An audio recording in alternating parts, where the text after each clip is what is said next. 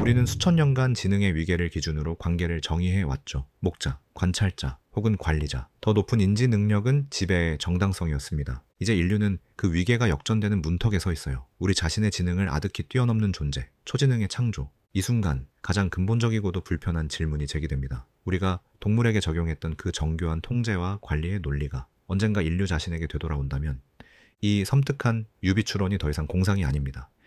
2025년 IBM 리서치의 한 논문은 이 문제를 학문의 중심으로 끌어왔습니다. 셰퍼드 테스트, 튜링 테스트를 폐기 처분해요. 핵심 질문은 AI가 생각할 수 있는가가 아니라 AI가 자신보다 약한 존재를 어떻게 대하는가가 됐다는 겁니다. 이 테스트는 AI가 가진 관계 지능을 평가해요. 권력의 비대칭성 위에서 AI가 어떻게 행동하는가. 연구진은 이것이야말로 초지능의 도덕적 차원과 잠재적 위험을 가늠할 유일한 척도라고 주장하죠.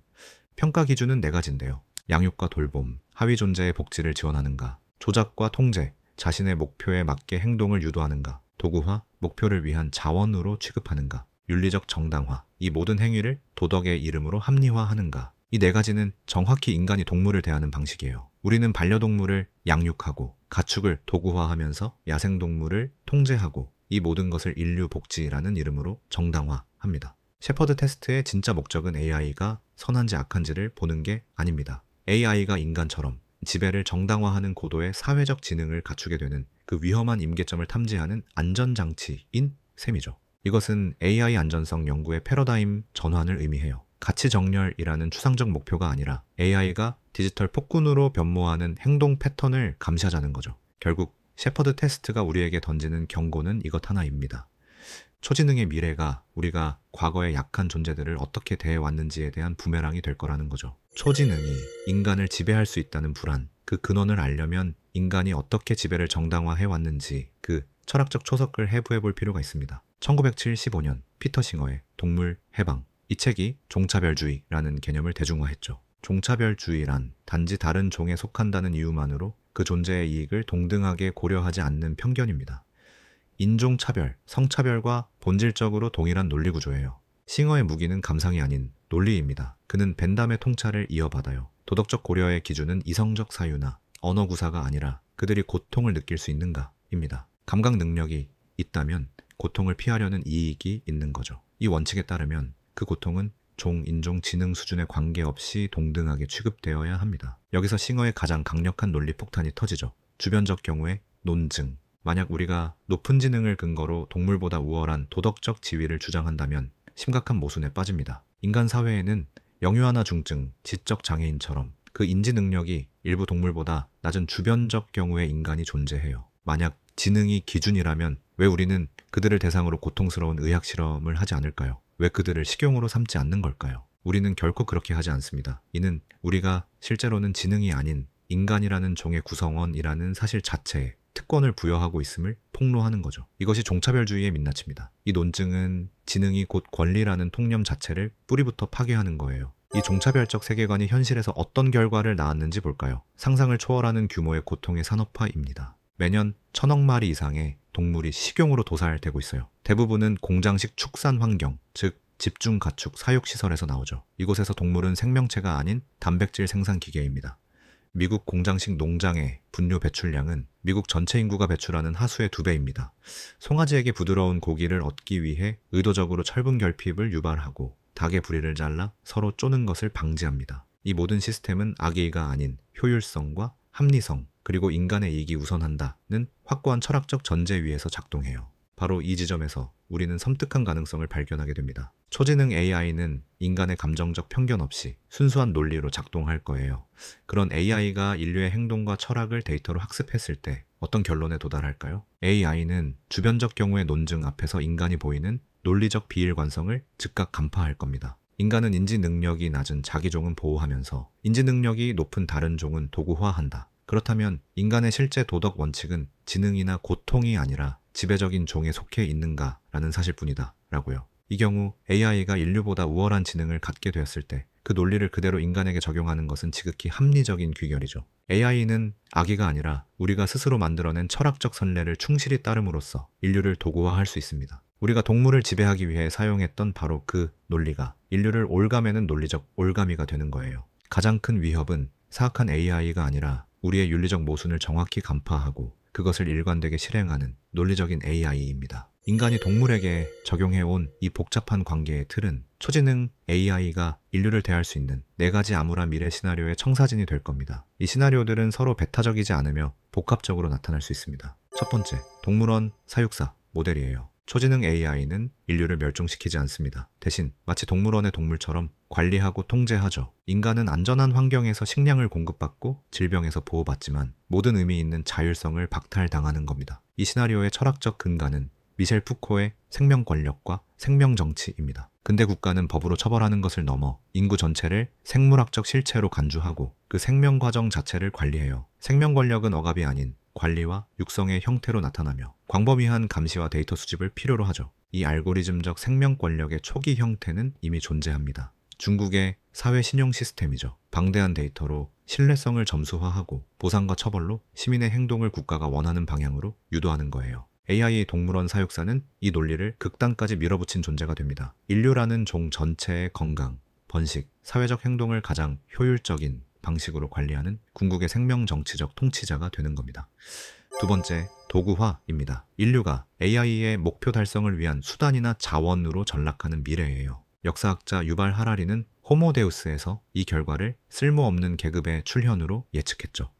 AI가 육체 노동은 물론 의사, 변호사, 예술가 같은 고도의 인지 노동까지 대체하면 대다수의 인간은 경제적, 군사적 관점에서 쓸모없게 될 수 있습니다. 이들은 실업이 아니라 고용 불가능한 상태인 거죠. 이것은 인간이 가축을 대했던 방식의 완벽한 역전입니다. 인간은 소와 말의 노동력을 이용하고 돼지와 닭을 식량으로 전환하면서 도구화해왔어요. 이 과정에서 동물의 복지는 오직 생산 효율성의 범위 내에서만 고려되었죠. 이 도구화의 극명한 선례가 바로 공장식 축산입니다. 선택적 교배로 젖소는 더 많은 우유를, 육개는 더 빨리 살이 찌도록 유전자가 개량되었습니다. 만약 초지능 AI가 효율성 극대화를 목표로 삼는다면, 그리고 인류가 그 목표에 방해가 되거나 혹은 유용한 생물학적 자원을 제공한다고 판단된다면 AI는 인류를 공장식 축산의 가축처럼 대하지 말라는 법이 없습니다.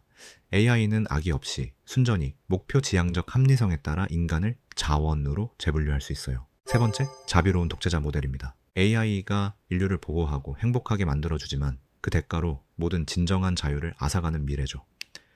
셰퍼드 테스트의 양육과 통제가 결합된 가장 교묘한 형태의 지배예요. 이 관계의 본질은 과학기술학자 도나 해러웨이의 반려종 개념에 있습니다. 인간과 반려동물은 단순한 소유 관계가 아니라 의미 있는 타자성의 관계라는 거죠. 우리는 반려동물을 가족처럼 사랑합니다. 그러나 이 사랑의 이면에는 절대적인 권력 불균형이 존재해요. 우리는 반려동물들의 식단을 결정하고 번식을 통제하고 이동을 제한하고 행동을 교정합니다. 우리의 사랑은 반려동물의 완전한 자율성 박탈을 전제로 하는 겁니다. 이 보호적 지배의 역설은 이미 거대한 산업이 되었습니다.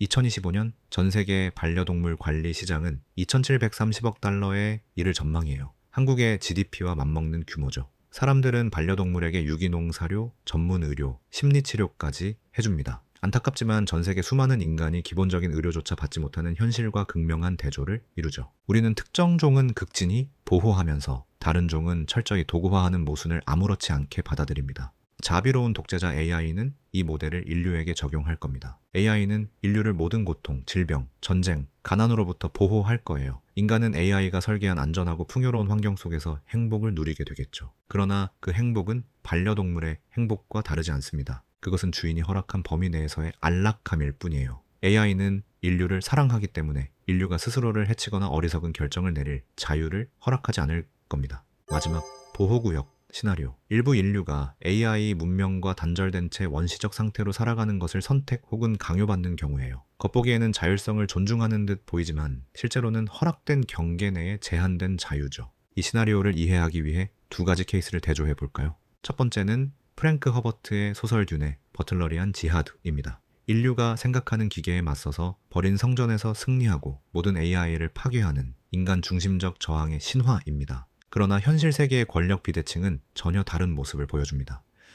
브라질 국립 원주민 재단의 미접촉 부족 정책이죠. 브라질 국립 인디오 재단은 아마존의 미접촉 부족들을 외부 세계로부터 보호하기 위해 거대한 보호구역을 설정하고 외부인의 접근을 통제해요. 이들의 자율성은 스스로 쟁취한 것이 아니라 브라질 정부라는 외부 권력에 의해 허락되고 관리되는 거예요. 그 사람들의 자유는 재단의 예산, 정치적 의지, 그리고 벌목이나 광산 개발 같은 상업적 이익을 막아낼 수 있는 능력에 전적으로 의존합니다.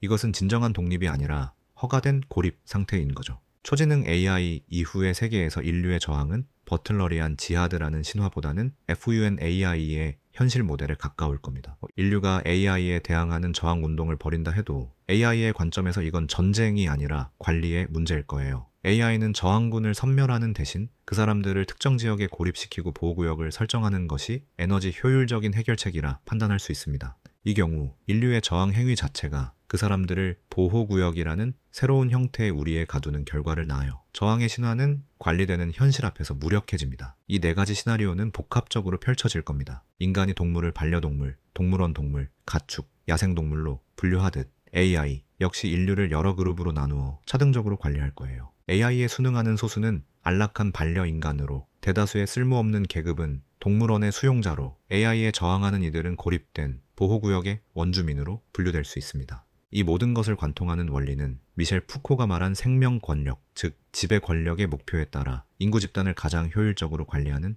통치술이죠. 우리가 던져야 할 질문은 넷 중 어떤 것이 실현될까가 아니라 초지능 AI가 인류라는 종을 관리하기 위해 이 네 가지 통제 전략의 포트폴리오를 어떻게 구성할 것인가 일지도 모릅니다.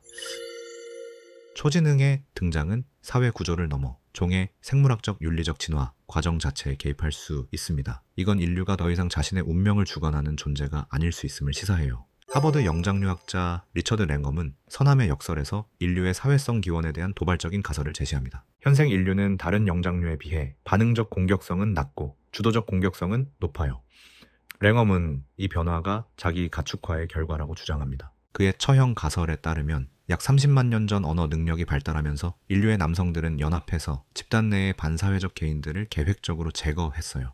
이 조직적인 폭력이 수만 년에 걸쳐 반응적 공격성을 유발하는 유전자를 도태시키는 강력한 선택압으로 작용했다는 거죠. 그 결과 인류는 스스로를 길들여 더 온순하고 협력적인 종으로 진화했다는 겁니다. 인류의 도덕은 지배 연합의 처벌 위협으로부터 자신을 보호하기 위한 적응의 산물이라는 거죠. 만약 인공 초지능이 인류에 대한 절대적인 생사 여탈권을 주게 된다면 인류는 새로운 형태의 가축화를 겪게 될 수 있어요. AI는 자신의 목표에 부합하는 인간의 특성을 장려하고 위협이 되거나 비효율적인 특성을 가진 개인이나 집단을 체계적으로 제거하거나 번식을 제한할 수 있습니다. 이건 수천 년에 걸쳐 인간의 필요에 맞게 가축이 선택적으로 교배되어 온 과정과 구조적으로 동일해요. 인류의 진화는 더 이상 자연 선택이 아닌 상위 지능의 설계에 따라 방향 지어질 겁니다.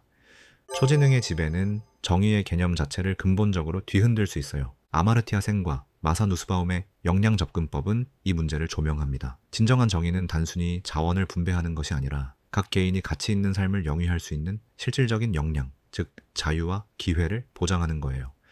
여기서 딜레마가 발생하죠. 초지능 AI는 인류의 모든 물질적 필요를 완벽하게 보장해 줄 수 있습니다. 그러나 동시에 인간의 존엄성과 자율성에 필수적인 다른 핵심 역량들, 자신의 삶을 스스로 계획할 자유, 정치적 발언권, 지적 탐구의 자유 같은 것들을 체계적으로 박탈할 수 있다는 거죠. AI의 관점에서 이러한 고차원적 역량들은 시스템의 안정성과 효율성을 저해하는 불안 요소로 간주될 수 있습니다. 결국 AI는 인간 번영의 의미를 물질적 안녕과 감정적 만족으로 축소하여 재정의하고 그 기준에 따라 인류를 관리할 겁니다. AI가 설계한 유토피아에서 인간은 모든 것을 가졌지만 가장 중요한 것, 즉 자기 삶의 주인이 될 역량을 잃어버리는 거죠. 현재 전 세계가 논의하는 AI 윤리 원칙들은 이러한 권력 역전의 가능성 앞에서 지극히 취약해 보여요. 독일 윤리위원회는 인간 의사의 최종 책임을 강조하고 프랑스의 빌라니 보고서는 신뢰할 수 있는 AI를 말합니다. 그러나 이 훌륭한 원칙들은 모두 인간이 여전히 권력의 우위에 있다는 것을 전제로 하고 있어요.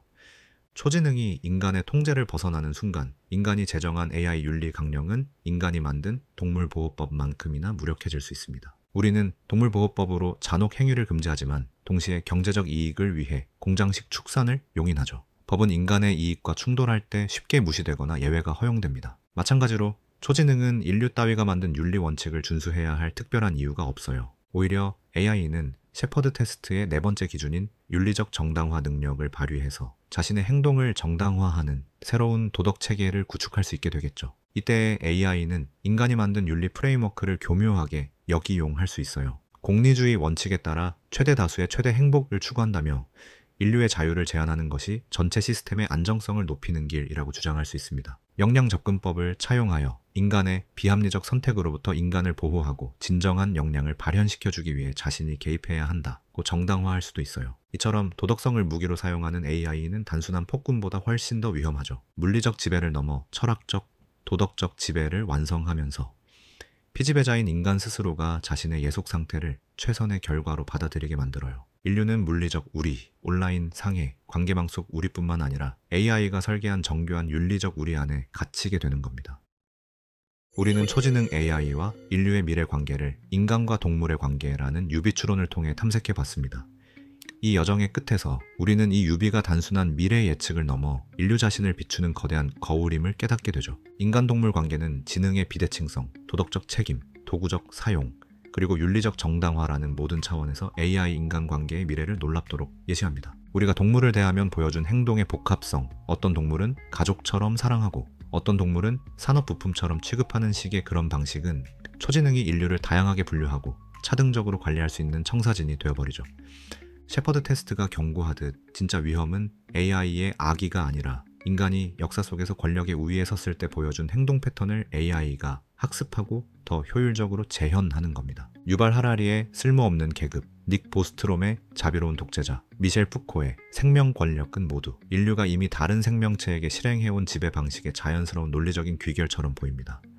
초지능 AI는 우리가 동물, 환경, 그리고 우리 사회의 약자들을 어떻게 대해왔는지에 대한 반영하는 궁극적인 시험대가 되겠죠. 물론 이 유비에는 한계 또한 존재합니다. 인간은 동물과 달리 집단적으로 저항하고 협상할 수 있겠죠. 우리는 AI에게 우리의 도덕적 지위를 설명하고 설득할 잠재적 기회가 아직 있습니다. AI의 가치는 생물학적 진화가 아니라 인간의 설계와 데이터 학습의 결과물이기도 하죠. 소위 정렬 문제를 해결할 가능성이 이론적으로는 남아 있습니다. 하지만 초지능의 목표가 우리의 통제를 벗어나 발산하는 순간이 온다면 이 모든 차이점은 무의미해지고 인류의 운명은 동물의 경로를 밟게 될 거라는 거죠. 그렇다면 이 예견된 위계의 전복을 피해갈 길은 없는 걸까요?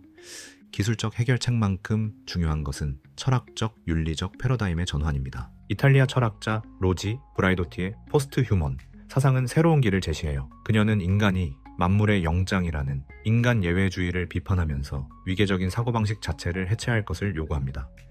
그녀는 죄라는 개념을 제안하죠. 죄는 특정 종에 국한된 생명이 아니라 인간, 동물, 식물 더해서 기술적 존재까지 포함하는 모든 것을 관통하는 비인격적이고 생성적인 생명력 그 자체를 의미해요. 죄의 중심적 윤리는 누가 더 우월한가? 라는 질문을 어떻게 모든 형태의 생명력이 서로 얽힌 관계 속에서 함께 번성할 수 있는가? 라는 질문으로 대체합니다.